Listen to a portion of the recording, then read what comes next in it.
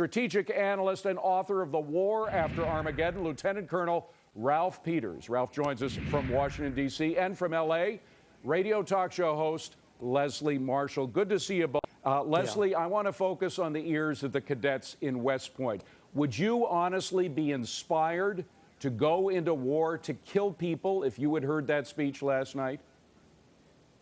Connie, I'm a liberal democratic pacifist. Nothing's going to inspire me to kill anybody. But that's what the president was there to do. He was there to inspire those cadets to go into battle. He was not there to inspire the troops with the primetime address. No, he wasn't. What was he there for? He was there to address the nation. He was there to address the nation and to tell the nation from his own lips what his answer, what his conclusion. Well, why not do that in the House of Congress then, Leslie? Regarding why Afghanistan, do that in a warrior's palace? And how many troops would be sent Leslie, there? you may be a pacifist, but those people he was speaking to last night were warriors. He was telling them that he is going to send some of them into battle, into war, to kill people and possibly get killed. You're not telling me that they needed inspiration for that? You're telling me that with our brave men and women, that they have to have a cheerleader at the helm? They have to be inspired sent more that the troops to person who's Iraq, sending them into battle stands behind them, sent the military to invade Leslie. Iraq, when George Bush bombed Afghanistan after 9/11, I didn't see any pom-poms waving. Leslie, they have to be inspired, and I know the troops very well, and many of them were inspired. Many of them were inspired to do what they did. Remember, they follow orders. Leslie, this is a volunteer army. When you sign on the dotted line, you agree to do what the commander-in-chief tells you to do. And Ralph Peters. All right, now, Leslie, I'm going to try to do it in a calm fashion. I'm in a military family.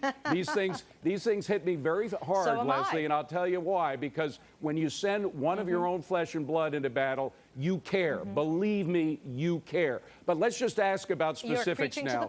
In Afghanistan. In Afghanistan, it takes about 1 month to send in 5,000 troops because it's a landlocked country. I think we have a map of Afghanistan. Landlocked. It has no particular easily accessible border. It's got mountainous regions all around. So 5,000 troops a month and all their equipment, it's going to take them at least 6 or 7 months to get everybody in there. And he was already talking about pulling people out.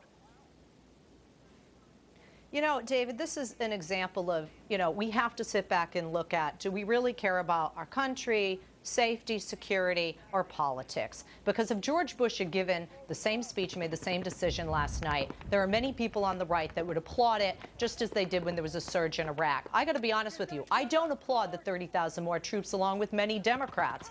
But what is the other option? I didn't hear that. As a matter of fact, very begrudgingly, the majority of the Republicans are in favor of this, and the majority of the Democrats aren't. You have to, as commander-in-chief, also look to your advisors.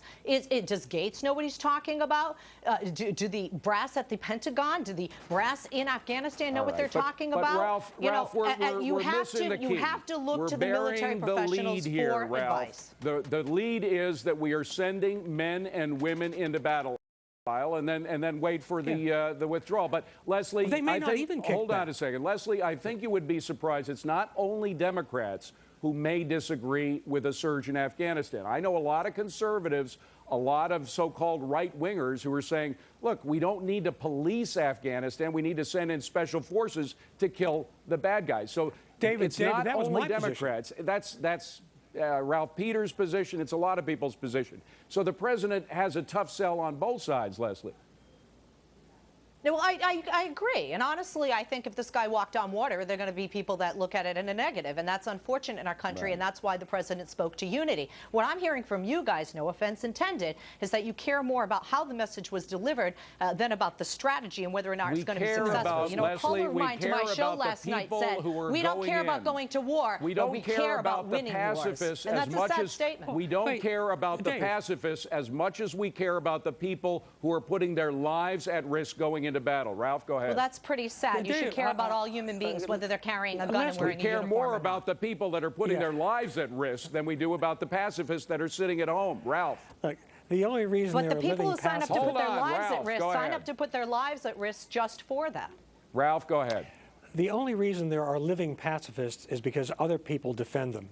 Now, I would like Leslie to just tell us in plain language what she thinks the message was last night, because I simply did not hear a clear message, and God knows I wanted one. Okay, very quickly, Leslie, we got to Well, I can give you that.